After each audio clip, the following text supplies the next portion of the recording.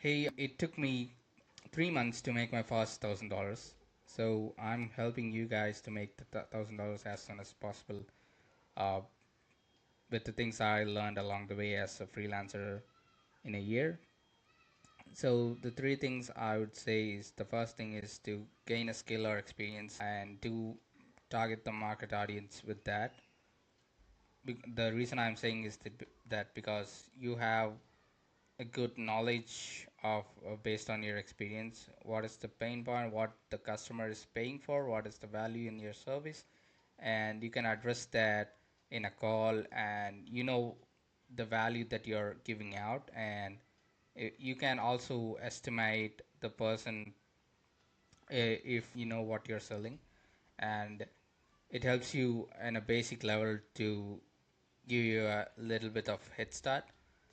And if you don't have any skill and you're targeting a different niche from based on what you have done in the past, you have to give guarantee to the client.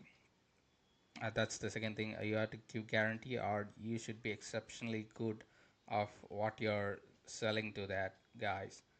And the third thing is the going to be the longest part, which is the buying intent. The buying intent is the most important thing that I learned. If you're starting out, it makes your work easier when you're just starting out.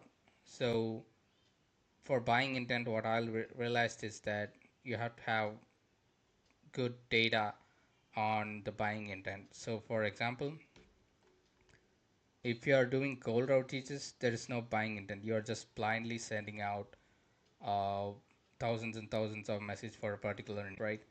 So, for example, take this post. This is my basically my competitor's post, which is another freelancer doing automations and giving it for free. This is a good and well-known strategy. For me, I don't personally have the skills or the experience to do content like these guys. And if you're starting out, especially in the automation space, there's uh, there's a lot of automations that's going around and here and there. You should have pretty unique automations and you have a good copywriting style. And let's just say I don't have all of these when I'm starting out, right? So you can just use this data that already existing, which is these guys are pretty much want the automation, or they have a intent to implement this in their business, right? So we are going to use this as for us to outreach to these guys. Basically, this is what they are doing. They're putting out a lead magnet, and using this, they are outreaching to these guys. But we can also use uh, the data that they have and use it for outreaches and possibly make some clients. So this is one of the best ways that I've recognized, and I'll show you how I do it, and so you can use that. You can have a head start. So basically, what you have to do is that you have to copy the URL of the post, and I recommend you to do this in another dummy LinkedIn account. So just to be on the safer side, and you have to go to a dummy LinkedIn account and paste this. And there is a tool called Cookie Editor. You have to copy the cookies of the post on the JSON format, and you have to basically go to the Appify that scrapes the data, which is where did I put it? Yeah, this is it.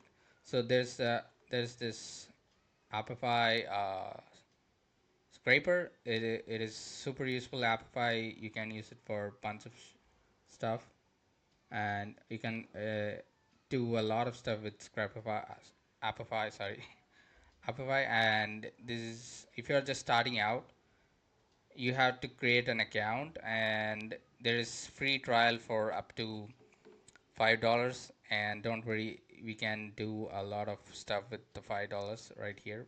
But especially if you're doing uh, a specific scraper like this, they're gonna charge 25 per month. I'm don't worry, I'm gonna show you a way around with to this. if you don't have $25 per month, and if you're in a third world country or something like that, you can just use new emails each time when you log in. So if you don't have that much emails, that is what this comes in, temp email. So you can go here, and there is a temporary disposable email. You can use this to log in for each time and get an OTP here, and this works. I've tested it. It's been a really help when I just started out. And one thing I do recommend for all of you guys is to research. To if you don't have work, if you don't, if you've done your automation, if you've done your content, do research. A lot of research. I think that's what it uh, sh- it boosted me to gain knowledge and to s- know stuff and to know what works and what doesn't. And it takes time if you don't have any skill or experience to learn anything. So that is basically what I did. So I recommend to do a lot of research on what you're doing, and in your idle time, that is, if you have something to do, focus on that. So yeah, you can use that to create accounts on Appify over and over again until you make some money, and you have to, at some point you have to pay, and you have to manage your Appify accounts if you are running multiple projects. So yeah, after you pasted everything on here, you have to start it. And after you start it, it's going to take a couple of minutes or time based on how many comments are there. And you will have a good data of how many persons are interested in this, and how many persons are have commented on this. And you can use this to do outreaches on LinkedIn. So you can do the basically the same thing for Instagram and other socials.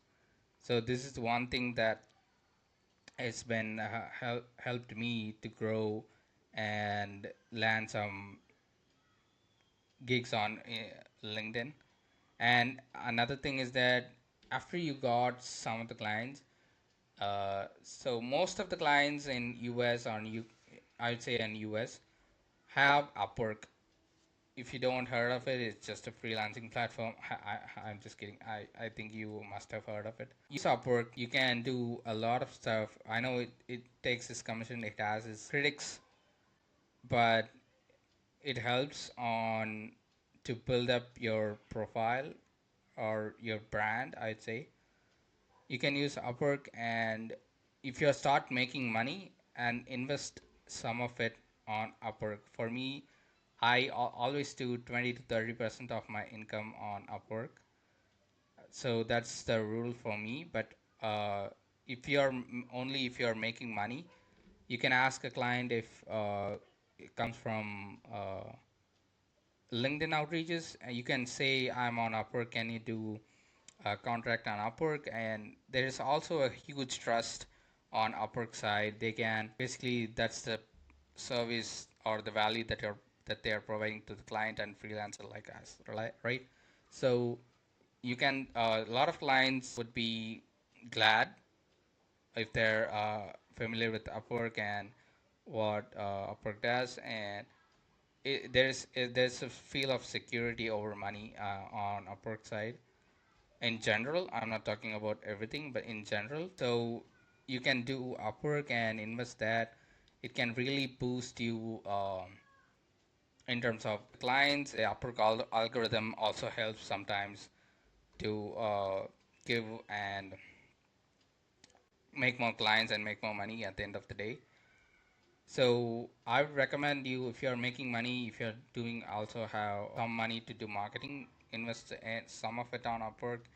And if you're making more than $1,500 or $2,000 per month, you can move on to cold outreaching and instantly and so on. But for basically, this is my starter plan, and or this is how I started my freelancing career. And my first client from, I think one of the clients, I think the second client was from LinkedIn. I transferred it to Upwork, and that's the client that made me $1,000 on 3 months. So I started off from there, and it's now where I am today. And back in the day, I wasn't confident as I am today to make content and everything. So that helped me to do the content and everything. So yeah, if you find this useful, you can try this, and you can comment down below if you're from a different niche than what I'm doing right now. Yeah, let me know. And lastly, a bonus tip for you guys is that when you're doing outreaches on LinkedIn, I recommend doing voice notes, because I've done text reach outs in the past. You can do, I've done, I think, 200 text outreaches. It got only up to, the response rates were like, I'd say 5 or 2 or something like that. And even that wasn't converting for me after I done 200 plus text outreaches. So, and for as for the voice outreaches, I've done 70 to 60 voice outreaches, and that voice reach outs have given me 6 to 7 response rate with 4 people interested in that. One of them actually turned out to be a lead. So, and if you're doing a Loom, that is even better. So if you don't know what Loom is, it's a recording platform. That it is basically what I'm using right now. You can do a Loom outreach uh, if you have high quality leads, which you can acquire by the system that I've told you. And if you do a Loom outreach or voice note, it is more likely to turn out to be a lead. So that is my tip for the cold DMing on LinkedIn. If you have premium, I would recommend you if you have the money, but either way, it's fine. If you have the money, I do recommend you to do LinkedIn Premium, just for show with the badge. You don't have to upgrade it to Sales Navigator or something like that. You just have to have the badge. Remember that. So yeah, that is my tips for LinkedIn outreaches. And yeah, that's the bonus thing. And if you are confident enough to make content, do that. That's the last thing. So I hope you guys find this video useful.